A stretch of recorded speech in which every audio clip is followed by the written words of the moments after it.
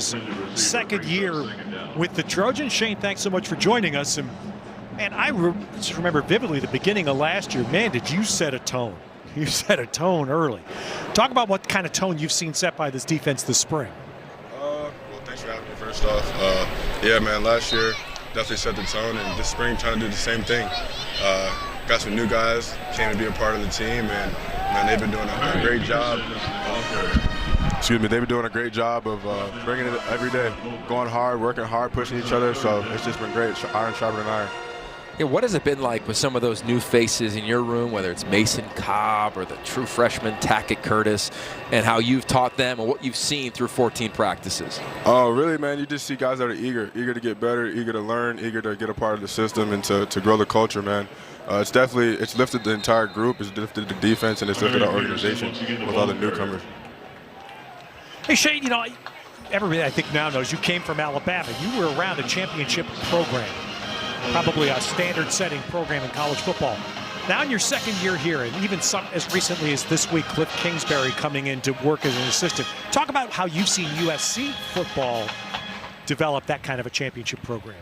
Yeah, man, it's happened really, really fast. I mean, from last year to this year, I mean, we had our season and we did a good job, and we definitely expect to do better this year. But I mean, the turnaround.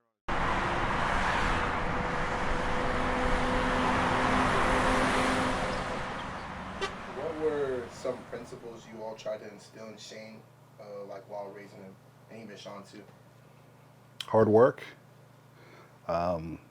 Be fine, upstanding young men. Be respectful. You know. Education. Education, very important. Yeah. Honesty. Honesty. Stand tall. Be proud. Yeah. You know, speak loud. Speak strong. Things like that.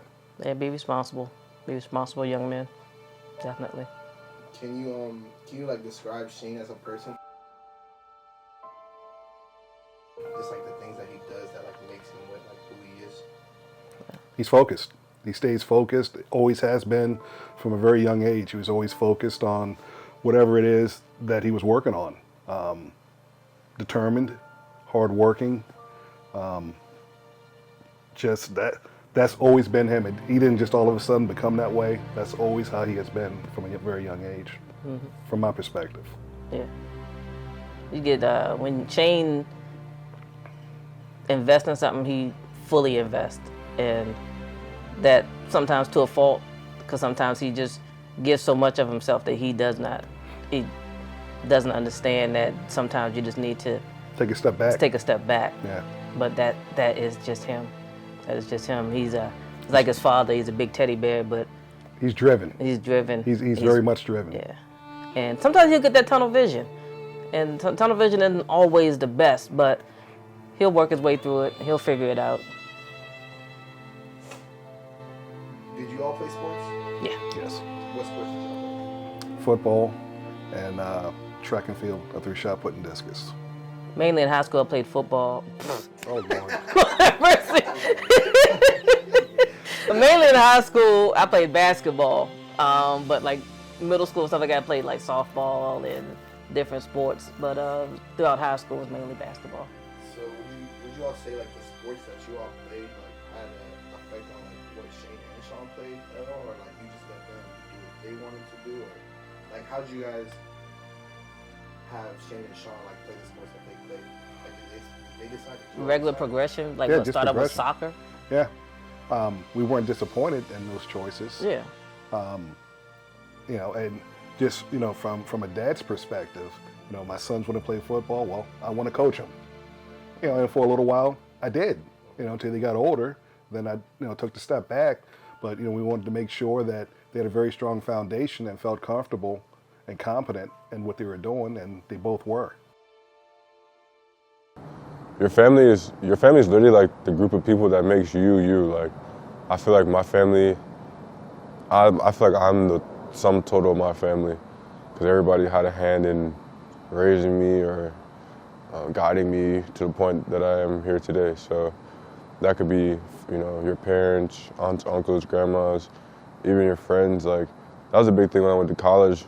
I realized, especially not having like my immediate family, like my parents and brother, close, like my friends became my family and really helped raise me in a sense because we didn't have our parents or anybody else. Like, it was just us, so we had to kind of manage each other and help each other out in those cases.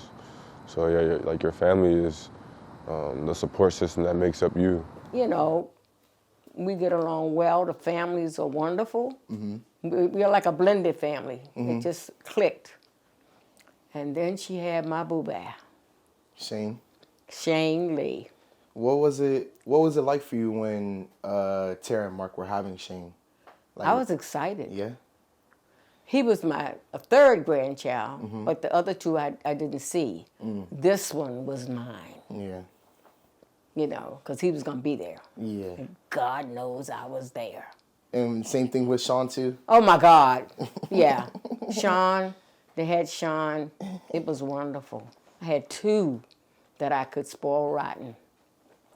What was it like? You know, I remember like when we were younger, like Shane and Sean both, like everybody's family would come over, ride their bikes. Like, Right. What was that like for you to like be like the place where people would come and like hang out, come ride their bikes, all of that? It was wonderful watching the kids play and ride their bikes and have a good time. It was like when I was little. My mother had 8 children. Ooh. Our house was always full of other people's children, so it wasn't unusual to have children at my house, and they loved riding dirt bikes. Shane and Sean. Well, Sean, he had a dirt bike, but he wasn't crazy about riding. Yeah. That wasn't his cup of tea. But Shane loved riding bikes, and he had his friends over, and they would ride all day long. He had good times. What was it like watching Shane and Sean play football, like, or any Oh, sports well, growing up? okay. When I guess it didn't click with the football because Shane started playing basketball. He played lacrosse. He played whatever. Sean, I don't know if he played lacrosse, but he did play basketball and baseball. He was wonderful in baseball, Sean was. But he didn't stick to it. He went to football.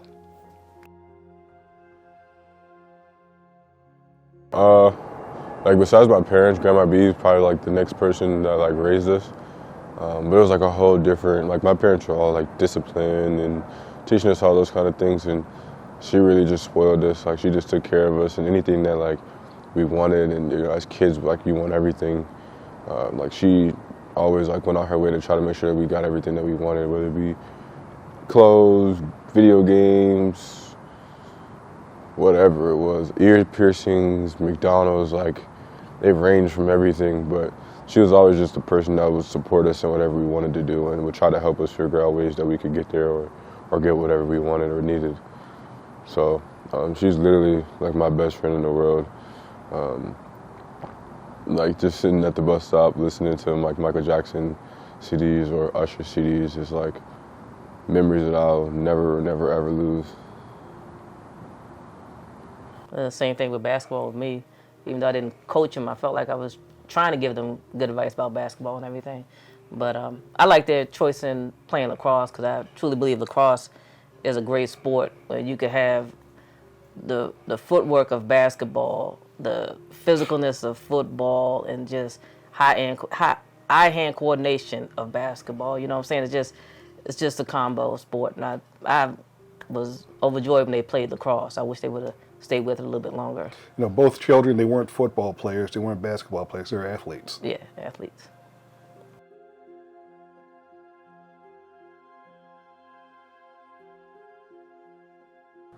To be an older brother is, it's cool. It's fun. It definitely wasn't the best when like I first became an older brother, because I was getting all the attention, and then he came along, and then I wasn't getting attention anymore. So it was weird in that way. But to be an older brother is cool. To be Sean's older brother is special for sure. Sean's an interesting person, man. Like I don't think there's anyone on earth like Sean. He's cool. He's cool as hell, bro. Like definitely the coolest human being that I know. And he's just super chill, super laid back, man. Super smart too.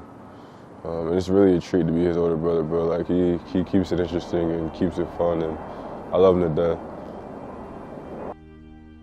What was it like growing up with Shane?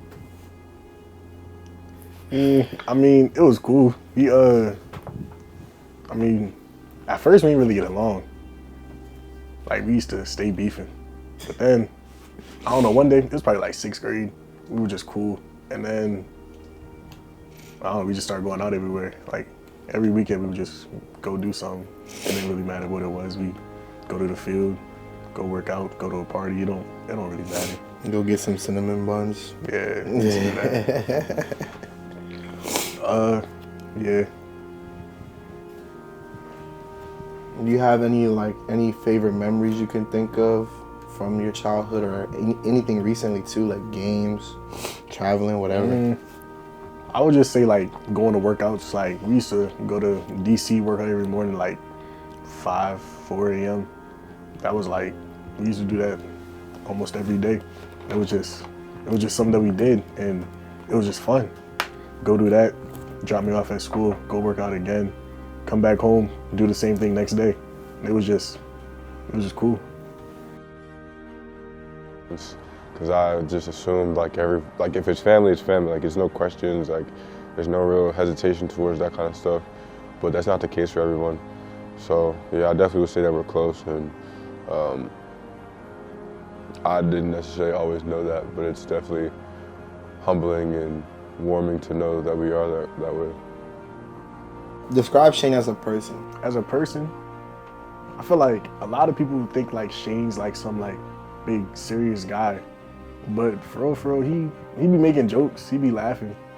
It depends. I feel like Shane used to be a lot like less serious. He's definitely a lot more serious now, but even still, he makes jokes. We have fun, but he's not like some yes, no. As like a little brother, and like were people like asking you a lot about your brother, just talk about that. I mean, it was probably around like, I would say Shane's like sophomore year when he started going to St. John's.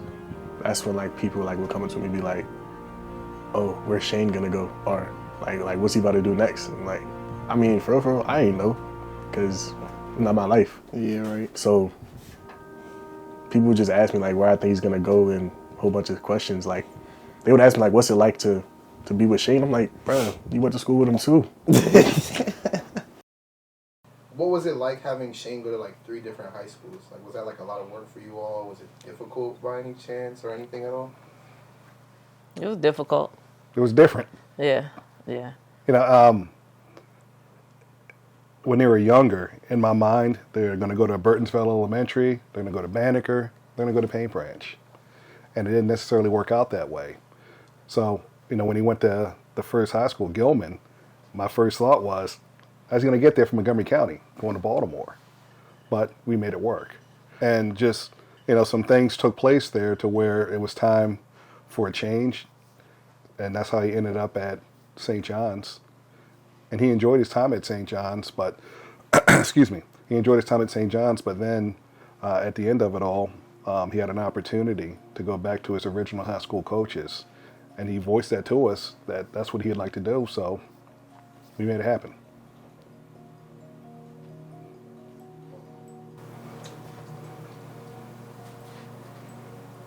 What was it like when Shane started to gain like traction, like I guess in high school to play football? I guess like, you know, taking him to camps or like going to camps with Shane and Sean, having to email coaches and get like colleges to talk to Shane or Shane to talk to colleges and stuff like that. It was unbelievable because what happened, I went to go pick him up from Gilman in 9th grade. And I got out of the car and I met up with him outside, and he came up to me and he said, yeah, Maryland just offered me. This was in the 9th grade, so what, 14 going on 15? Maryland just offered me. They offered you what? They offered me a scholarship. I'm like, get out of here. He said, no, really, they did. And then I saw his head coach, and he said, did Shane tell you the good news that, you know, Maryland offered him a scholarship? Yeah, he told me. It's just find it hard to believe being so young. It's like it's going to be the first of many, and it was true. Yeah. It was it was overwhelming, but also you gotta juggle a lot of different things because coaches will tell you one thing and they're just trying to get information from you. So it's a lot of, you gotta, especially with the first child, you really gotta figure out who's true, who's not true, things that are being said. But he kept a level head. He never got arrogant about it. He always just wanted to be with his friends, just being a regular kid, and just through juggling all that, trying to maintain a normal life and things like that. I think he handled it well. No, he absolutely handled it well. Yeah, he handled it well. But yeah, it was something new. Also, I mean, he had put in so much work. Both of them had put in so much work before all of that, that this is just the benefit of all the hard work you've done over the course of years. You know, putting in all the workouts, everything they had done for years prior to the 9th grade. Like, It was. putting the work for it to happen. Yeah. It was meant to happen. You know, it really was. Honestly, I guess it would just be a piggyback off of what you said earlier, just about how people aren't, families aren't always that close or always that caring for one another. But I think to be able to go through things that families go through and still be the way that we are is really special.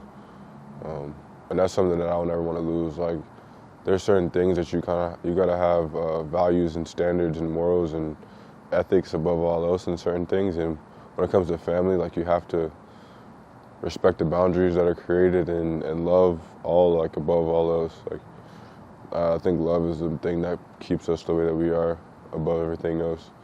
And I want to keep that going, like, forever. Nah, but I will say, like, what I've learned from being in my family is just to live life the way that you want to live it. But, like, that means taking sacrifices and doing things for yourself, not anticipating of, like, wanting somebody else to do things for you, or, like, just basically don't be lazy. Like, dream big and go chase your dreams. Because there's people in my family who have done that, and there's people who haven't, and, like, their lives are their lives because of what they've done, and not because of anyone else. And, like, you can't blame your life on anyone else at the end of the day. So it's really, like, your life is your responsibility, and that's, like, the biggest thing I've taken away from my family.